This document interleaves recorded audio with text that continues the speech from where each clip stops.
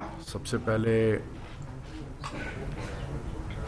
میں prime minister صاحب کی طرف سے، حکومت پاکستان کی طرف سے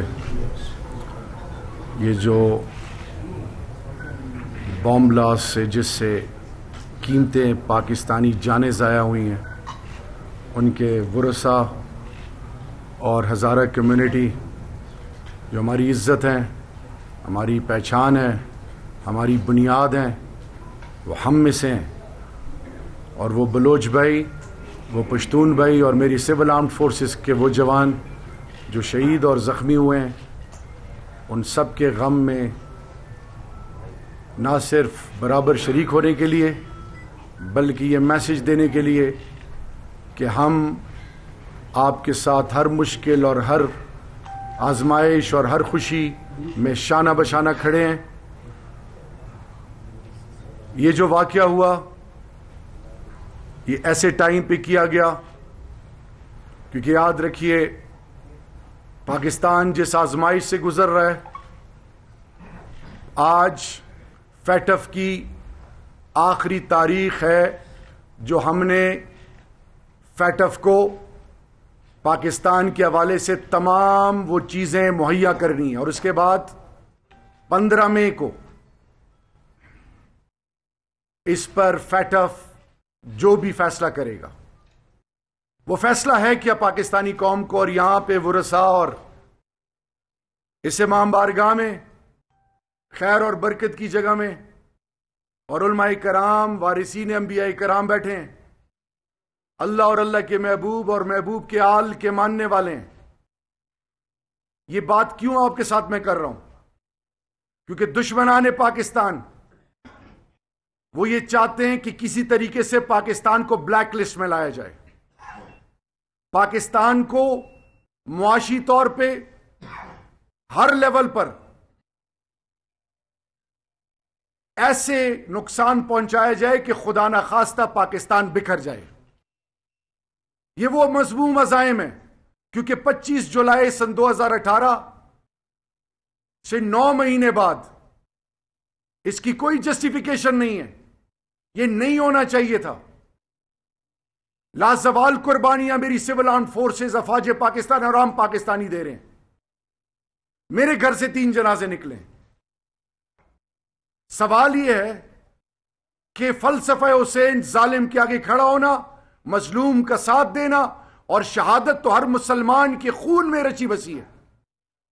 سوال یہ ہے کہ کیوں ہم یہ نہیں سوچتے کہ کون ہے یہ، کون اس ملک کے اندر انتشار پھیلا رہا ہے، کون سی وہ قوتیں ہیں جو پاکستان کو پاکستان کے اندر پاکستانیوں سے لڑانا چاہتے ہیں۔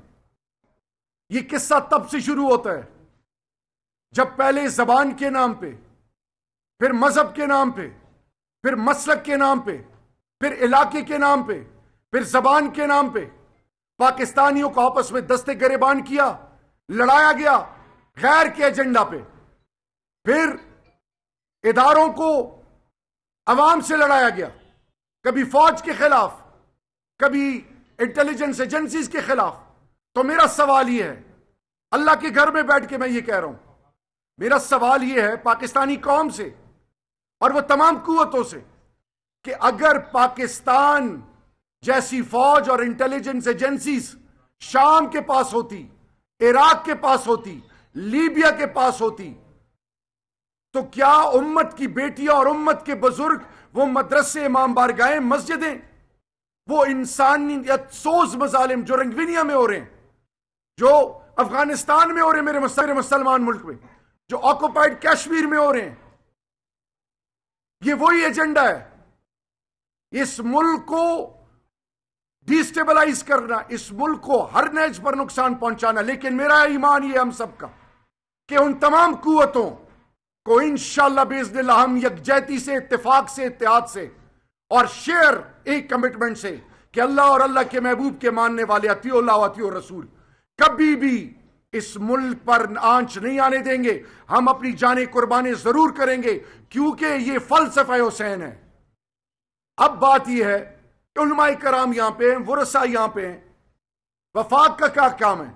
اول لیڈنگ رول صوبائی حکومت چیف منسٹر صاحب سے بھی میں اٹھ کر بخاری صاحب ہم اٹھ کر آ رہے ہیں وہاں سے. چیف منسٹر صاحب صوبائی حکومت پیچھے وفاق کی حکومت میری تمام سول آرم فورسز پاکستان کی تمام کی اسٹیک ہولڈرز ہم انشاءاللہ باذن اللہ. اور وہ لوگ جو کہتے ہیں کہ ہزارہ کمیونٹی بے شک ظلم عظیم ہوا ہے آپ کے ساتھ, ماضی کے لیے میں بھی گناہ اللہ سے معافی مانگتا ہوں, ایک پاکستانیوں کے ناطے مجھ سے بھی شاید پوچھا جائے, ظلم عظیم ہوا ہے. ابھی ہم آتے ہوئے میں کہہ رہا تھا کہ بچوں کے چہروں کو دیکھیں, ان کی آنکھوں کو دیکھیں, بزرگوں کو دیکھیں. جب سے مجھے یہ عہدہ اللہ کے بعد پرائم منسٹر نے دیا ہے, میں ہر دفعہ یہاں پہ آتا رہا ہوں, آپ کے بیچ میں بیٹھتا رہا ہوں. کوئی خوف نہیں, کسی کا بھی خوف نہیں, صرف جان اس رب کو دینی ہے. ہم نے کسی کے اشاروں پہ نہیں چلنا, ہم نے کسی کی سوچ پر مسلط نہیں کرنا, ہم نے کسی کو حقیر نہیں سمجھنا, کیونکہ یہ اللہ اور اللہ کے محبوب کے احکامات کی نفی ہے. سوال یہ ہے کہ ظلم ہوا آپ کے ساتھ, اب ہم آپ کے ساتھ شانہ بشانہ کھڑے ہیں, لیکن ہماری نیت, اللہ کہتے جیسی تمہاری نیت ویسے فیصلے ہوں گے, جیسے تم گمان کرو گے ویسی اللہ کی طرف سے فیصلے آئیں گے. مجھے اپنی اولاد کی قسم ہے, میں نے جان اللہ کو دینی ہے. ہم آپ کے اس در میں برابر کے شریک ہیں, اور جو اس کے لیے رسپانسبل ہے, ریاست آل آؤٹ جائے گی. اور وہ لوگ جو کہتے ہیں کہ ہزارہ کمیونٹی کے ساتھ جو زیادتی ہوئی کسی نے کوئی پکڑا نہیں, میرے پاس میرے آئی جی ایف سی بیٹھے ہیں, 27 لوگوں کی لسٹ آرمی کوڈ سے, بہت ساروں کو سزائیں ہوئی اکراس دا بورڈ. پاکستان میں کریک ڈاؤن ہوا, یہی وجہ ہے کہ 9 مہینے بعد ان بدبختوں کو ایک موقع ملا. اور پھر سوال یہ بھی ہے ان تمام قوتوں کے لیے کہ یہ جو واقعہ ہوتا ہے, یہ اگر ایک خاص علاقے کو ٹارگٹ کرنا ہوتا, یہ اس رب کا کرم ہے کہ اللہ نے ان کو جو توڑ لانا چاہتے تھے, یہ جب کانوائے روزانہ آپ کو سیکیورٹی دے کے جو آپ کی ضروریات ہے اس کے حوالے سے, یہ اس گاڑی پہ بھی ٹارگٹ ہو سکتا تھا. لیکن میرے رب کی اپنی ایک رب نیاز ہے. ہمارا کام ہے نیکنیتی سے آگے بڑھنا, اور میرا یہ ایمان ہے اور پرائم منسٹر صاحب کا ویژن ہے انشاءاللہ کہ بلوچستان کو اٹھانا ہے, بلوچستان کی محرومیاں ختم کرنی ہے.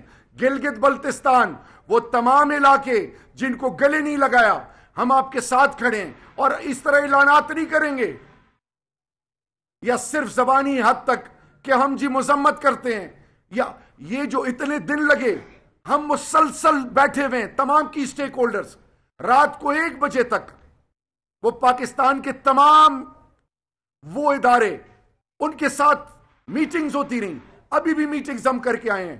تو پاکستانی قوم کے لیے میسج یہ ہے کہ آزمائشیں قوموں پہ آتی ہیں, سب سے بڑی آزمائش یاد رکھیے اللہ کن پر لاتا ہے, اپنے پیاروں پہ, اور یہ خاصہ فلسفہ حسین اور آل محمد صلی اللہ علیہ وسلم کا ہے.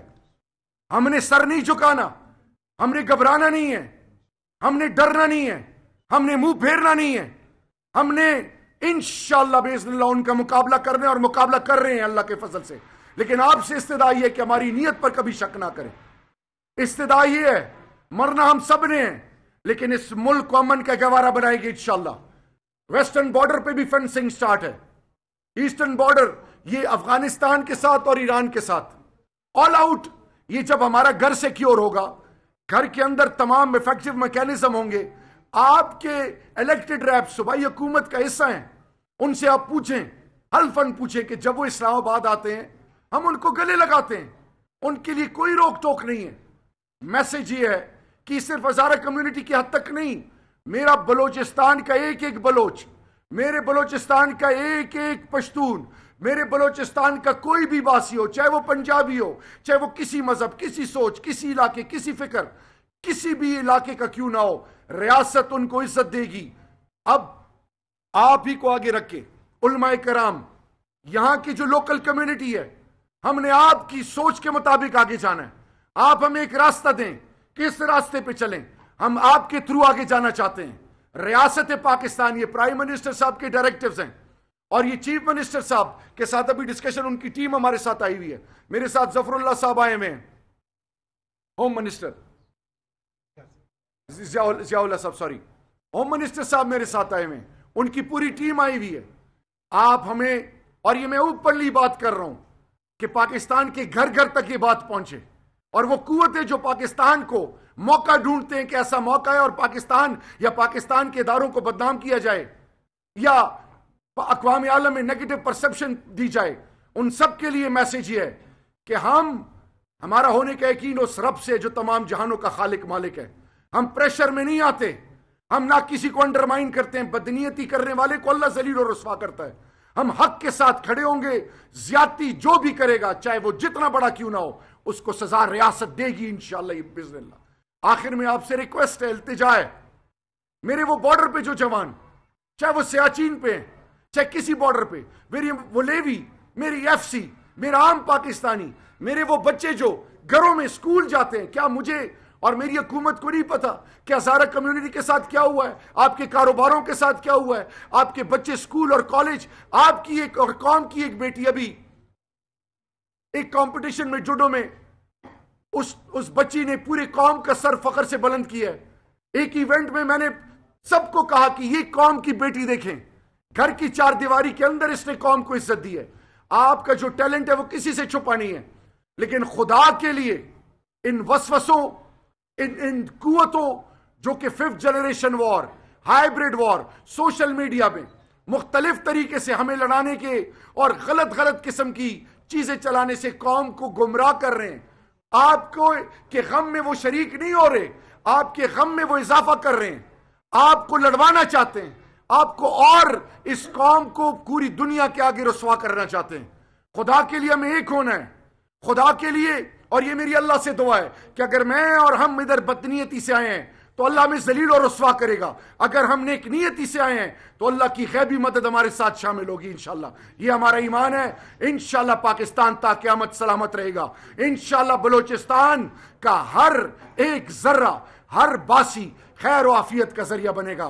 انشاءاللہ ایک عظیم قوم بنیں گے، ایسی قوم بنیں گے اور دنیا کے لیے مثال بنے گے. یہ میرا ایمان ہے کہ روز محشر کے دن انشاءاللہ باذن اللہ خاتم النبیین حضرت محمد مصطفیٰ صلی اللہ علیہ وسلم اور آل محمد پاکستانی قوم اور آپ کی قربانیوں پر فخر کریں گے انشاءاللہ. پاکستان زندہ باد.